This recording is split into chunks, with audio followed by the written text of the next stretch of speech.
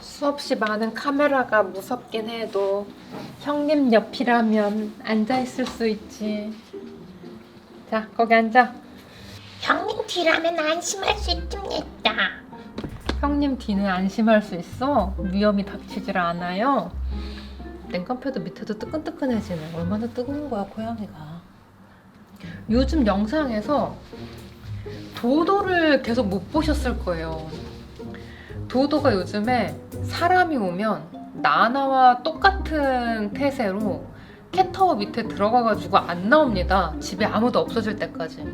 근데 캐티빌런드 시절에 도도를 기억하시는 분들은 알겠지만 도도가 사람을 그렇게 무서워하는 고양이가 아니었잖아요. 사람 앞에서도 있고. 아니 편고 우리 집 와가지고 맨날 영역 표시하는데 진짜 뭐 하는 사람인지 모르겠어. 그렇게 왜 변하는 걸까라는 생각을 좀 했었는데 지금 와서 생각해보니까 고양이도 멘토가 좀 중요한 것 같습니다. 예를 들면은 도도가 그렇게 빌런즈에서 사람들과 잘 지내고 있을 때는 도도의 멘토가 루랑이었죠. 이건 선을 넘었지. 식탁에 올라오는 건 내려가. 에이씨. 자. 너네 셋만 그래. 너네 셋만 사람 밥에 겁이 없고 먹을 거에 미쳐 있고 그리고 대책 없는 야옹이. 그래서 원래 성격 자체는 겁이 많고 사람이 두려운 성격이었는데 루루한테 감화를 받아서 사람과 함께 할 수 있는 고양이가 되는 루루 멘토에 따라서 이렇게 삶이 바뀌고 고양이로서의 성격도 바뀌고 이랬던 것 같아요.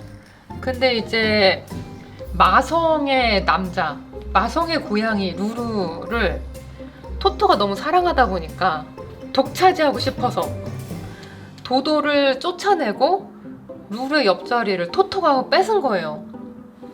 근데 이제 우리 집에서 좋아하는 고양이가 루루밖에 없던 도도가 짝을 잃고 혼자가 되니까 그 다음에 갈 수 있었던 게 나나밖에 없는 거죠.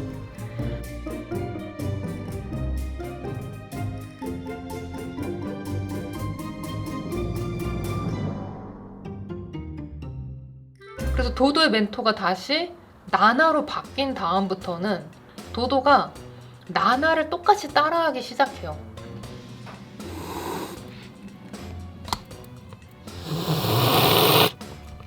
그래서 보니까 고양이는 자기가 따르는 고양이의 성격이 곧 그 고양이의 삶의 방향성을 좌지우지하는 게 아닌가 이런 생각이 듭니다. 디디를 따르는 라라, 야옹 대신에 이런 소리를 내게 되었죠. 응? 응. 응. 티티는 고양이를 따라하는 대신 저를 따라하기로 마음을 먹어가지고 디디 티티는 사람 같습니다. 제가 어릴 때 키웠으니까 자기들은 사람이라고 생각하는 것 같아요. 뭔가 어떤 멘토도 두지 않고 혼자만의 세계를 구축한 추추는 우는 소리도 못 내고 입만 벌리죠. 입을 벌렸는데 소리가 안 나. 아무도 가르쳐주지 않아서. 화장실도 최근에야 좀 깨끗하게 쓰게 된 것 같고요. 약간 앉는 자세도 약간 엉거주춤하고 그래가지고 엉덩이에 자주 묻혔었어요. 근데 요즘에는 화장실을 깨끗하게 쓸 수 있게 되었습니다. 그리고 모모하고 코코는 서로가 서로의 선생님이 되어서 치고받고 하면서 배워온 것 같아요.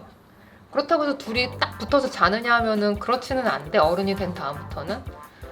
근데 서로 늘 교류하면서 생활을 공유를 하죠.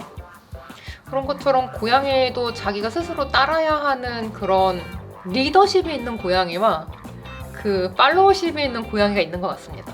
나나도 이제 우리 집에 왔으니까 누군가 자기가 따르는 고양이가 있으면 그 고양이를 따라야 할 텐데 독립적인 성격이라서 본인이 리딩을 하고 자기를 따르는 도도를 거느리는 것 같고, 여기도 이제 자기가 리딩을 하고 본인을 따르는 이제 토토를 거느리는 거죠. 고양이 생각보다 외모 지상주의라서 본인이랑 닮은 고양이를 진짜 좋아합니다. 이건 약간 특이한 조합이긴 하죠. 그래서 어디서 이제 뭔가 고양이를 데려온다고 하더라도 큰 고양이가 인간 친화적이면 둘째는 100% 인간 친화적인 고양이 되는 것 같아요. 냠냠이 주시나요? 아닌가? 잘 되는데. 물론 이제 이런 고양이도 있죠. 고양이와 고양이 사이에 들어가는 걸 좋아하는 고양이. 저러면서 쓱 들어가.